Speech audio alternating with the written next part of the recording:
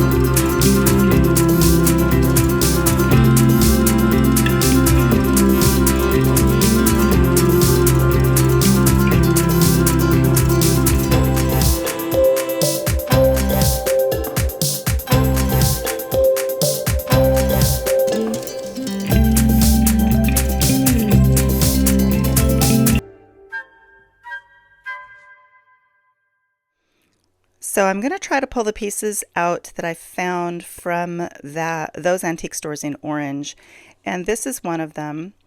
This is, I think it was like $3. It is signed, I am not familiar with this. It looks like Mareod, Marriott, and it's probably from the 50s. It is white enamel over most likely pot metal. It is missing a little bead right here, but like I said, I'm never afraid to handle some small repairs for a good price. So I went ahead. It does need to be clean. There's all kinds of fuzz in here. At that same thrift store in Orange, I found this lovely green bracelet. Lovely rhinestones. It is not marked. It does not glow. I did test it under black light, but it is a nice weight, beautiful quality. All the stones are there, and I think I paid, it was either $3 or $5 for this, so that was a good find as well. This piece right here, this is a Park Lane piece, and big cats are pretty popular right now, but it does have the cartouche that says Park Lane on it, and Park Lane is not a huge money maker, but for $3, I was willing to take a chance on it. Okay, it's very important to test your clasps before you bring things home. Looking at this clasp and it looks like it's stuck, so I'm not sure if I'm going to be able to get that unstuck. Anyway, this can be used as a necklace, pendant, or a brooch. And I think these sell for around $25. Found some milk glass earrings. I've been finding a lot of milk glass earrings lately, and these will go very nicely with milk glass necklaces that I have. They're not marked as also. Okay, so there are different levels of collecting. When you're new, you think every Coro, every listener, everything with a fold-over clasp is going to be a spectacular find. But as you get more into this, you realize that there are different levels of quality for every brand. And some of them are just not worth picking up, and some of them, even though they may not be marked, are worth picking up. As you grow in your knowledge, continue to grow and learn about the things that are unmarked. Juliana is a good example of that. I have a lot of Juliana pieces, and every single one of them needs to be researched. In fact, in my last video, I had some earrings that had like a pink glass teardrop shape design, and those turned out to be Juliana, and I didn't even realize they were until I was looking for something else on the Juliana website, and I saw those there, and I'm like, oh, okay, now I know that those are Juliana. So I'm not saying that these are anything spectacular, but there are a lot of different very high-end brands that don't have markings on them that you'll need to learn. But that comes with time and experience. So anyway, these are just some cute little milk glass earrings.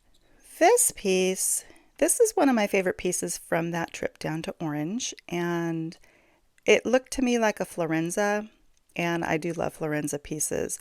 However, it wasn't listed as being anything, and it's not clear. You can't see any mark on it when at first glance.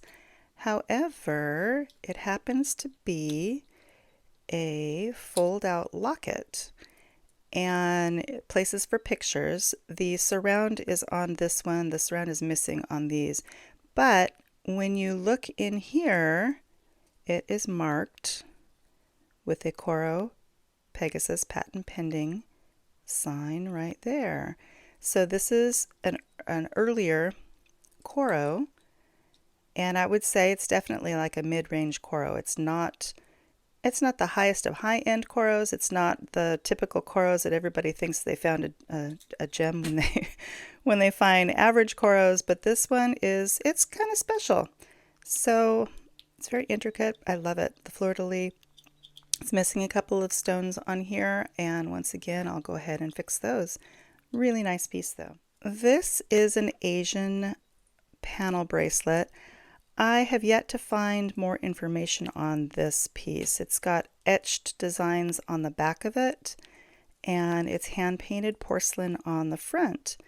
And I believe I only paid, I think it was $11 for this, which is, it's more than I usually pay for something I'm not aware of what it is, but I just really thought this was special. It's just got so much going on with it. You can wear it in reverse. You can wear it with the little, I'm not sure what kind of flowers those are. They could be some sort of like a cherry blossom. My guess would be cherry blossom. Okay, and then the last thing I bought at that shopping extravaganza, we were really short on time, so I didn't have a chance. There were so many antique stores, and I think we only went into 2 or 3 of them, and they were pretty rush trips at that. These are, I believe, pressed celluloid butter knives. There's 3 names on them, and I'm not going to be able to read them all because they're pretty worn. But I loved the the detail on the handles. And there were 4, 5, 6 knives, and I think it was like $5 for the 6 knives. And I will probably just use these or put them on display. They'd be really cute in a vase set up on the counter. Gotta take a sip of coffee. All of these were found locally. And this is going to be a lot to go through, so hopefully I will get through it. I see a couple of Coros in here, so I'm going to go over the Coros. We talked about that one being a mid-level. And we're going to talk about, I believe this is a Coro. I am not positive because this is just the pendant to a necklace. It has the construction of a Coro. It's very Coro-esque, but it is kind of a higher quality. It's still not, it's like, how do I say, upper low quality. So it's like lower mid-range quality of Coro. And I will put that on a slider chain and sell. I'm not going to sell it as Coro because I am not positive that it is Coro because it is not marked and I have not found any examples of it. But I'll keep looking. Another nicer Coro. This one I paid $12 for, and it is marked on the fold-over clasp right there with the Coro and the Pegasus mark. All of the stones are in there. It is a lovely example. It's got very little wear to it. Get a good look at that. Now, one of the nicer Coros that I have recently found, I'm going to tell you, anything mechanical I pick up. So this is a Coro night and day brooch, and they call it night and day because some flowers open and close. And during the day they are open, and then at night they close up. So they made these mechanical brooches to kind of mimic that. Of course, you have to manually open them. But if you look really closely, there's a little tiny Coro mark in there. And I would have to say this is probably, and I hate to guess on dates, but these mechanical brooches were very popular in, I think it was the late 40s, early 50s. I have a Warner that's a mechanical brooch. I have a Boucher that's a mechanical brooch, but I've not seen this Coro, so we'll have to do some more work on that one. It's in lovely condition. There's pretty much no wear to it. Now, some kind of run-of-the-mill but pretty earrings. The quality, there's nothing really that fancy about these. They do have the Omega clipbacks, which oftentimes when you see these clipbacks, you're dealing with fine metals. This is not fine metal. It just happens to have the Omega clipback or pierced clip, whatever you want to call it.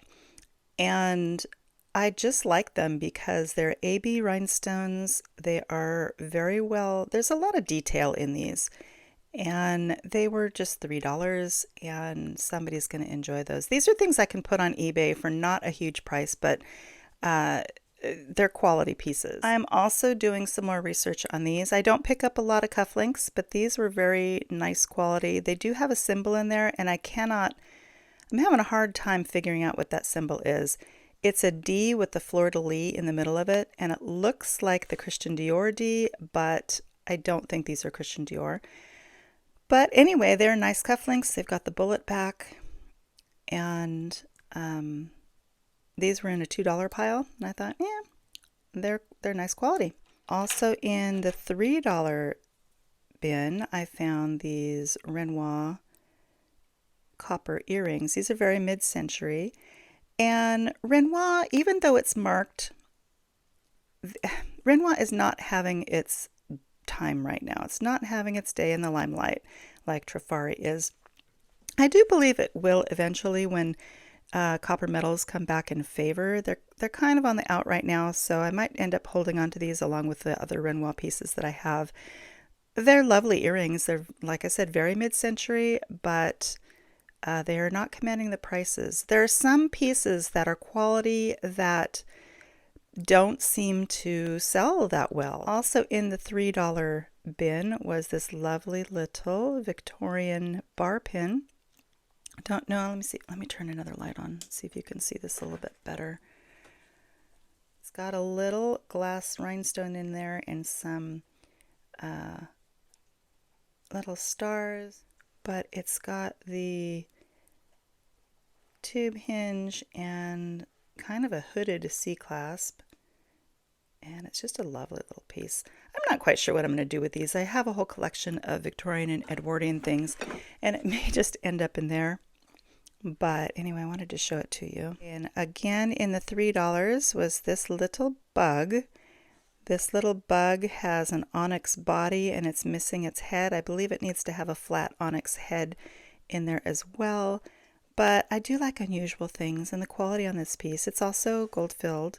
It's marked with a WRE, and then it has the little 1/20th karat gold mark. These are not marked. They do have some verdigris. It's going to be an easy cleanup, but they were $2, and I really love this scalloped prong setting here. They could be Japan, they could be West German, they could be a lot of different things. A lot of people see this type of thing. They see this kind of mottled pearl and they see this type of setting, and they assume, oh, it must be Miriam Haskell. No, these are not Miriam Haskell. These are not near the quality of Miriam Haskell.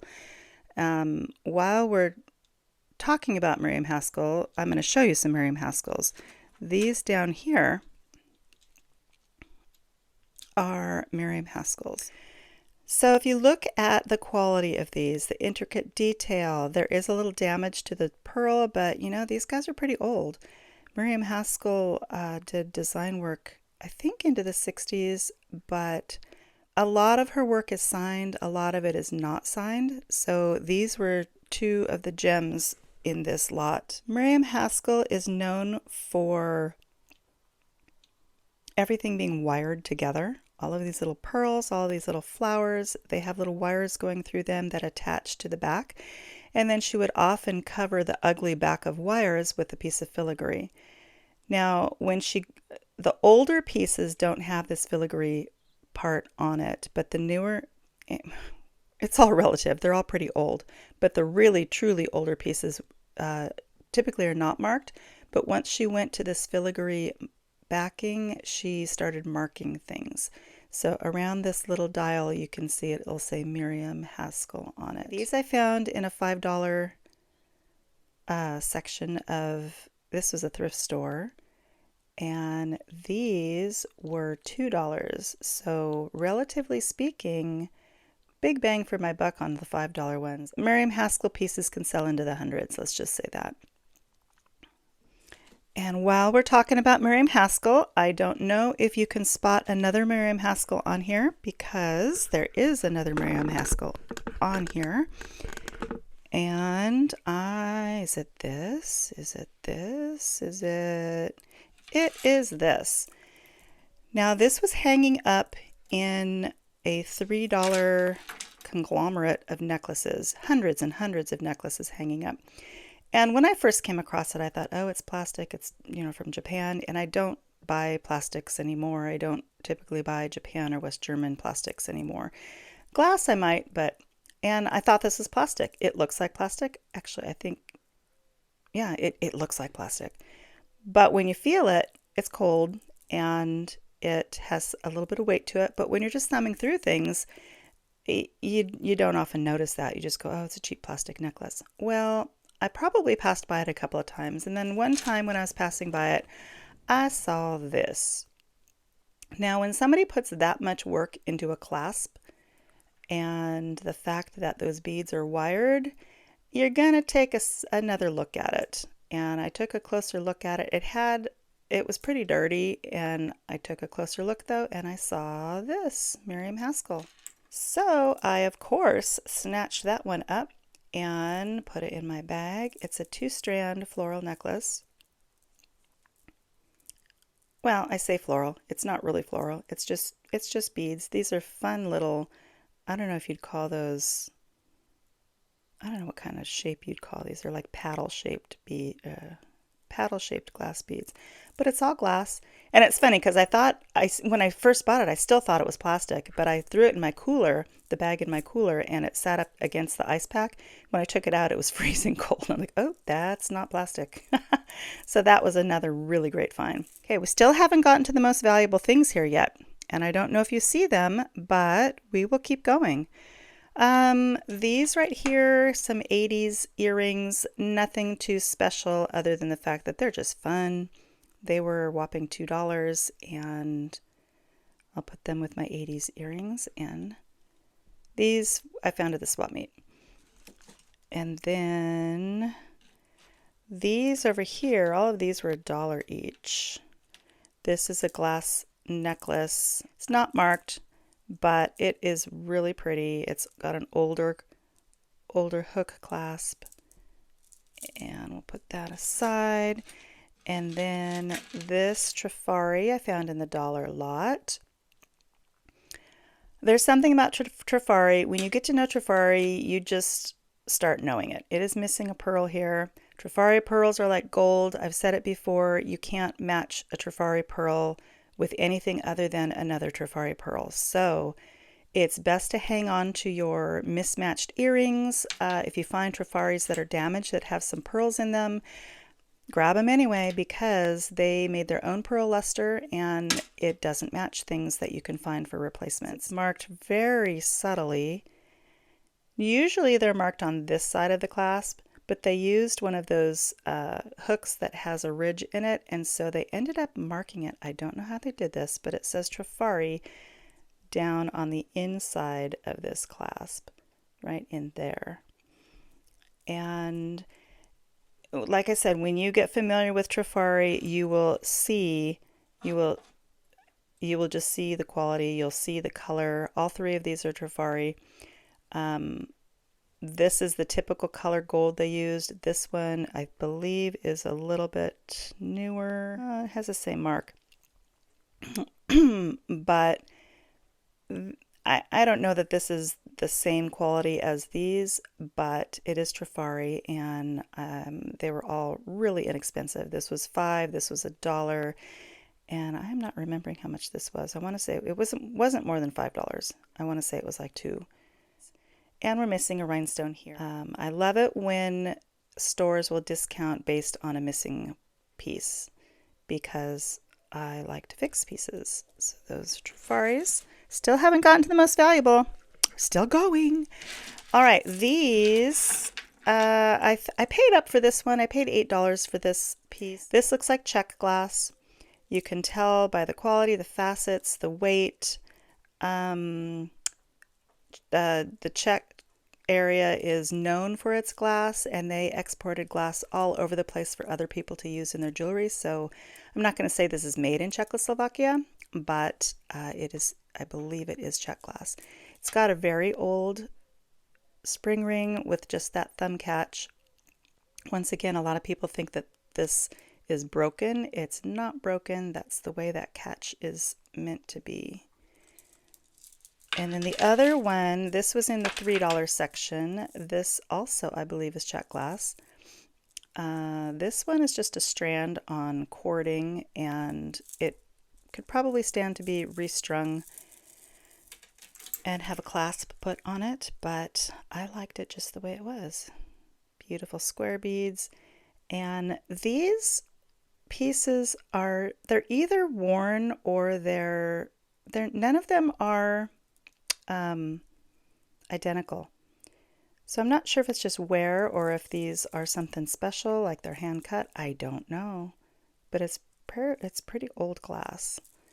Put that with my other glass. Okay, I think this piece I paid the most for of everything in this batch, and I paid $30 for this. It is a sterling silver horse. The quality on this, I'm sure you can see the detail on this horse, is absolutely beautiful. This is sterling silver. It's hollow. It's well crafted, and this should be in the 100, probably 80 to 110, possibly more range, just because of how detailed it is. Absolutely beautiful. I do collect horse jewelry. This one will be staying with me for a while unless somebody really wants it. Right, moving on. We did those. These guys are, hey, I didn't know these were marked. That's fun. So these are Sorelli earrings, and I don't know a whole lot about this company, but They're beautiful earrings, very well crafted. The stones are gorgeous. Everything's there. It is marked Sorelli right here. And these will be up for sale. These are also sterling, and they are, I believe, made in Mexico. Yes, they're Taxco, 925 Taxco, Mexico. Just puffy sterling earrings from Mexico. I think I paid $2 for these. This I found at a thrift store for just a couple of dollars, and I believe it's a Trifari design, but I don't believe Trifari made this one. Trifari would have been higher quality, but oftentimes designs get sold to other companies, and they make more affordable versions of them. Really nice piece. And then these were in the dollar section at the swap meet. And they're just chains. I needed chains, so these are high quality chains. This one's got a lot of detail to it. This one's just a nice 50s, 60s chain. I have a lot of pendants that need some chains of that time period, and so that would be great for that. And then this one is a Monet. It's an older Monet. And for $1, this is a quality necklace, guys. Spring ring. Anytime you're looking at Monet, you want to look for nice designs and weight of the piece. And wear. This one has basically no wear. It looks brand new. It could be a newer piece. It could be from the 80s, 90s. It does have a spring ring, so most likely a little bit older than that. This piece is a hot mess, but it was $3, and these are, it's Japanese glass. It is marked Japan on it. And let me make sure it is marked Japan. Yeah, it's marked Japan on it. And it needs to be restrung. I have not done any restringing, but I do want to learn how to do that. And I thought this would be a good piece to work on. These little clusters are strung separately. And I'm not sure, this one probably needs to be strung tighter. But I thought it was a fun piece. So I picked that up to do some work on. All right, we're getting down to the wire here. We've got just a couple pieces left, and thank you for bearing with me. I really appreciate all you guys being here. This little bug, thought he was cute. He's got some mottled kind of slag glass body on him, and then he is signed, I think he's signed AJ. I think he's an AJ bug, but he's just cute. Not tremendous amount of value, but weird and fun, so I got him. Okay, these, all 4 of these, whoops, I bought at the swap meet, and the gentleman gave me an amazing deal. He charged me $15 for these pieces. The bug is the least special. This piece right here is sterling silver with marcasite, and it's a little bird. It is marked 925. I'm not sure if it has a maker's mark on it. Clearly silver. He does need a little rhinestone eyeball, and I will put that in. And then we have some rings. That one is kind of a Zuni design. This one looks Navajo to me. It is marked. Actually, I don't know if this one is marked. I'm going to have to look more closely. It has some tarnish on it, but this is clearly a Native American setting. I have seen rings like this priced in the 40 to 80, sometimes a little higher range. And then this one I might just keep. It's a men's ring, but it's big enough to fit on one of my bigger fingers, so that's always fun when you want to wear multiple rings. It's got turquoise and onyx inlay. I believe this to be sterling, but I'm going to double check to make sure it is. All right, down to the last 3. This one is a mystery to me. I'm still trying to figure it out. It looks very Victorian to me. It is signed, it's inscribed Helen right here. And it's fun because my grandmother's name was Helen, and this feels to me like it would be the time period for her to have, I mean, it's not hers, but I thought it was just reminiscent of my grandmother. And it's a buckle bracelet. Buckle bracelets back in the Victorian era were symbols of fidelity and love and security and all that kind of stuff. So I just thought this was a sweet piece. I paid $12 for it, and I think I'm going to hang on to this, like I said, unless somebody really wants it. It is signed BB Company. Now, BB Company started in the late 1800s and went clear up until, I believe, the 60s. Don't quote me on that. I'm just learning about that company. There's not a whole lot of information about them. It's a Bliss Brothers company, and I believe this to be, I haven't tested it. I know it's at least gold filled. This piece right here is suspiciously looking more gold than the rest of it, but I don't know if it is actual gold yet. Now, I showed this to Casey as well. She thinks it might be a little bit newer, but it's kind of stumping us both. The rivets on here is not, well, I don't know. I wanted to say it was not normal for an earlier piece, but they surprise me sometimes, these pieces. Okay, the next surprise, I found the other one. If you watched my other video, I bought one of these Victorian bypass bracelets, and the gentleman had two of them, but I didn't buy both of them at the same time. I just bought one because they were $12 a piece, and I was a little unsure about it. I need to just trust my gut because my gut told me to buy both of them and I didn't. So I went back weeks later and lo and behold, this one was still there. So, I have gotten complaints from people before saying, hey, you're buying all the good stuff. Leave some stuff for other people. I do. I leave plenty of stuff for other people and they don't buy it. So if I go back and I see it's still there, I'm going to pick it up. The shop owners are very happy that I'm buying their things and I'm supporting small business and I'm working on my own small business. So now I have two of these and I am thinking, I don't know if I'm going to keep both of them or I'm going to sell one and keep one or sell both. I'm not sure yet, but they're just lovely, lovely old pieces. We're looking at late 1800s here. Detail on those leaves are amazing. And this was the buy of the month, possibly the year. I have been looking for one of these, not necessarily this particular one. This is a type of a brooch that you will often see unmarked. This one happens to be marked, and I immediately, of course, recognize the mark. But even so, with or without a mark, I looked at this piece and I went, oh goodness, that is high quality. Look at the layers. There's a layer up here and a layer down here. Everything is prong set. Everything is intricately set. The design, it's kind of like a crescent. It's open at the front, at the top. Well, it's like a closed crescent, so it's kind of like a wreath. Anyway, if you look at the back, I'm not going to show you who it is yet.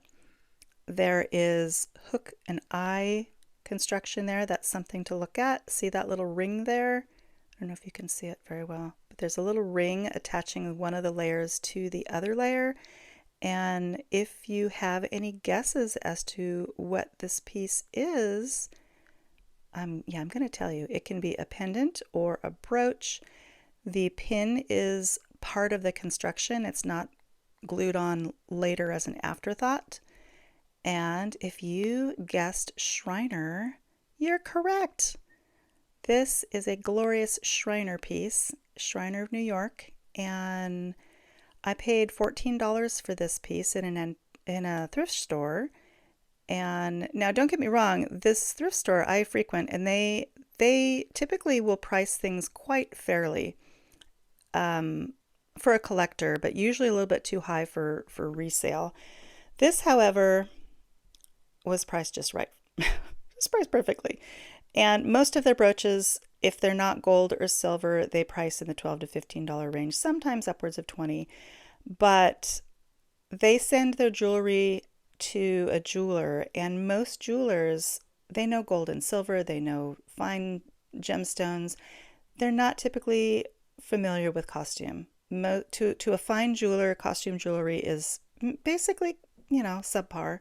And I understand that. They're dealing with gold and silver and rubies and gemstones, but you have to understand that these old collectible pieces really are valuable.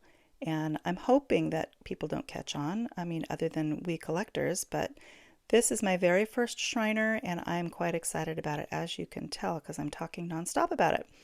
All right, and lastly, this is very anticlimactic after all of that, but I found this necklace, and I want to say this necklace was $3. It's not that big of a deal, but it was fun. And then the other thing that I found were, I've got so many things that I found. I haven't even gotten into the stuff I found this week. These are just little huggy earrings with beautiful square rhinestones. But let me show you another purpose for these. Yes, they're huggy earrings that you can wear as earrings, but if you have a necklace, I'm going to use this one as an example. If you have a necklace, this is a garnet and pearl necklace with little gold beads that it's an odd length. It's too long to be comfortable to wear, just long, those long necklaces are just a little out of style right now. But it's too small to double it over and put over your head. So, this is how I would want to wear this necklace, but can't do that. So the trick is you can take, pardon my desk. Oh my gosh, my desk is so messy. You can take your necklace like this, and you can fasten the huggy around one side, put it around your neck, and then fasten it to the other side. And now you've got a wearable necklace at the proper length. I just think this is a fabulous hack. Same thing with the scarf clip. Attach it to one side, put it around your neck, attach the other side, and there you have it, a necklace at the proper length. So there's your hack for today. And we're going to shut this video off right now. It's really long, but I hope you enjoyed it, and we'll see you in the next one.